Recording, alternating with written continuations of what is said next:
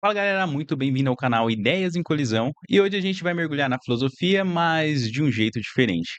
A ideia é mostrar de como a história do pensamento mudou o mundo e quem estava no centro da história e como isso ainda influencia a forma que a gente aprende, sente e vive. E mais do que isso, eu quero que a gente reflita sobre algo importante. Como a razão é valorizada demais e o corpo, a mente, o sentir acabam ficando em segundo plano. Então fica comigo que vamos percorrer essa linha do tempo desde os primeiros questionamentos filosóficos até Descartes e entender um pouco de como essa herança chega até os dias de hoje.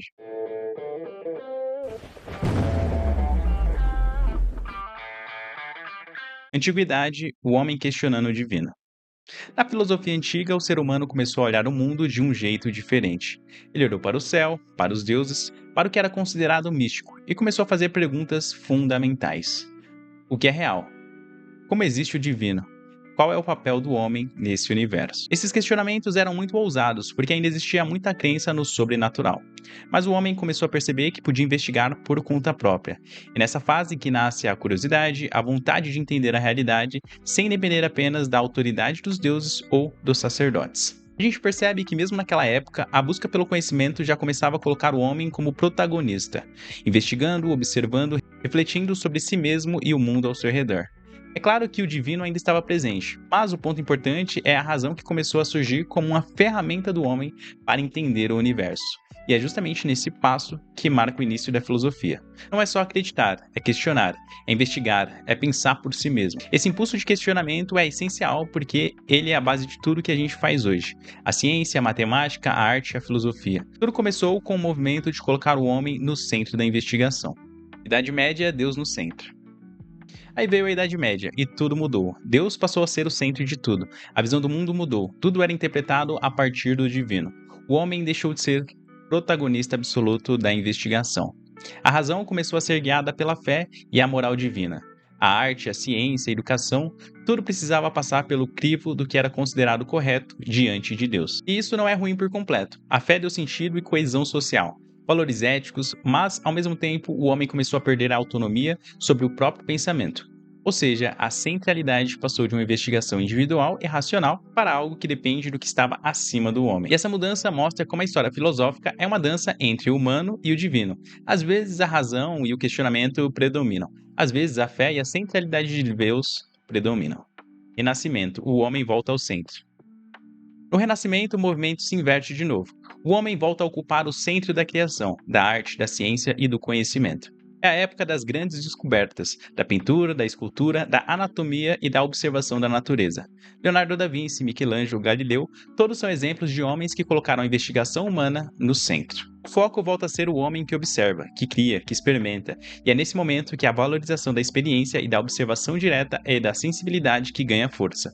O corpo, a estética, a música, a arte passam a ser reconhecidos como parte fundamentais do desenvolvimento humano. Mas, mesmo nesse período, ainda existia uma tensão entre razão e sensibilidade, que precisavam andar juntas. Mas, muitas vezes, a razão acabava ganhando muito mais prestígio do que o sentir. Descartes e o método.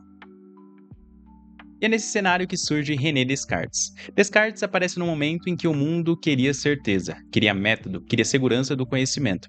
A ciência estava crescendo, as descobertas estavam acontecendo, mas ainda existia muita dúvida sobre o que era verdadeiro e o que não era. Descartes propõe algo que era radical para a época. Ele diz: se eu quiser encontrar uma verdade sólida, eu preciso duvidar de tudo que pode ser duvidado. Não é duvidar por duvidar, é usar o método da dúvida. Ele começa a questionar os sentidos, questionar o corpo, questionar a experiência sensível. Porque os sentidos, eles enganam. A visão pode falhar, o tato confundir, então ele buscava algo que não possa ser colocado em dúvida. E ele encontra isso no pensamento: se eu penso, eu existo. Essa frase é poderosa, ela muda completamente a história da filosofia. É a partir daqui que o pensamento racional vira o ponto de partida para o conhecimento. Mas junto com isso surge um problema importante. Descartes separa o ser humano em duas partes: a mente que pensa e o corpo que sente. A mente vira o lugar da verdade, o corpo vira secundário. O corpo passa a ser visto como uma máquina, algo que pode falhar, algo que pode enganar. E essa separação tem consequências profundas, porque quando a razão vira um critério máximo de verdade, tudo que envolve sentimento, intuição, arte e sensibilidade começa a perder o valor. Dualismo e o erro filosófico. Aqui muita gente diz que Descartes repete um erro antigo, um erro que já existia em Platão. Platão separava o mundo das ideias do mundo sensível, o inteligível do corporal. Descartes faz algo parecido, mas com outra linguagem. Uma linguagem mais científica, mais moderna. O problema não é usar a razão, o problema é colocar a razão acima de tudo. Quando isso acontece, o corpo vira algo a ser controlado. A emoção vira algo a ser contida, a arte vira secundária. E isso não fica só na filosofia, isso escorre para a cultura, para a educação, para a forma de como a gente aprende desde criança. A herança de Descartes na educação. Se você observar a escola hoje, vai perceber essa herança com muita clareza. A escola valoriza tudo que pode ser medido. Nota, prova, resultado, matemática, lógica, análise, tudo isso é importante, não estou dizendo que não é. Mas olha só o que fica em segundo plano. A arte, a música, a expressão corporal, criatividade, o corpo precisa ficar parado. O aluno precisa ficar quieto. Sentir demais não é bem-vindo, a emoção atrapalha, o corpo distrai. Essa visão é profundamente cartesiana. A ideia de que aprender é só um processo mental, como se o corpo não participasse, como se o sentir não tivesse valor. Mas o ser humano não aprende só com a mente, ele aprende com o corpo, com a experiência, com o erro, com o sentir. Quando a educação ela ignora isso, ela forma pessoas altamente racionais, mas emocionalmente desconectadas. O impacto na vida adulta. Esse modelo não afeta só a escola, ele afeta a vida inteira. A gente cresce aprendendo a pensar muito e a sentir pouco, a analisar tudo, a controlar emoções e a ignorar os sinais do corpo. Resultado? Ansiedade, cansaço, sensação de vazio. Muita gente não sabe o que sente, não sabe o que quer, não sabe o que gosta, porque nunca aprendeu a escutar o próprio corpo. Nunca aprendeu que sentir também é uma forma de conhecimento. A importância da arte e do sentir. A arte não é só um luxo, ela não é um passatempo. A arte é uma forma de conhecimento. A música ensina ritmo, emoção, presença. A pintura ensina observação, sensibilidade e percepção. A dança ensina consciência corporal. Tudo isso forma o ser humano. Quando você escuta uma música e sente algo, isso também é aprendizado. Quando você se emociona com uma obra de arte, algo está sendo transformado dentro de você. Isso não é menos importante que lógica ou matemática, é complementar. O problema é que a gente foi ensinado a escolher ou razão ou sentir, e a vida não funciona dessa forma.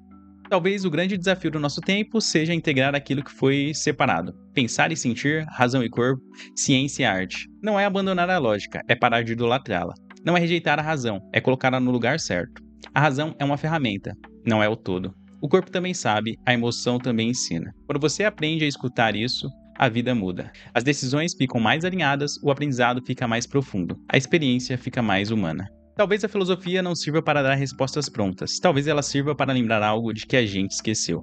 Que o ser humano não é só mente, não é só cálculo, não é só razão. Somos corpo, emoção, somos experiência. E quando a gente honra isso, a vida ganha outra profundidade. Se essa reflexão fez sentido para você, deixa um comentário aqui embaixo e se inscreva aqui no canal Ideias em Colisão.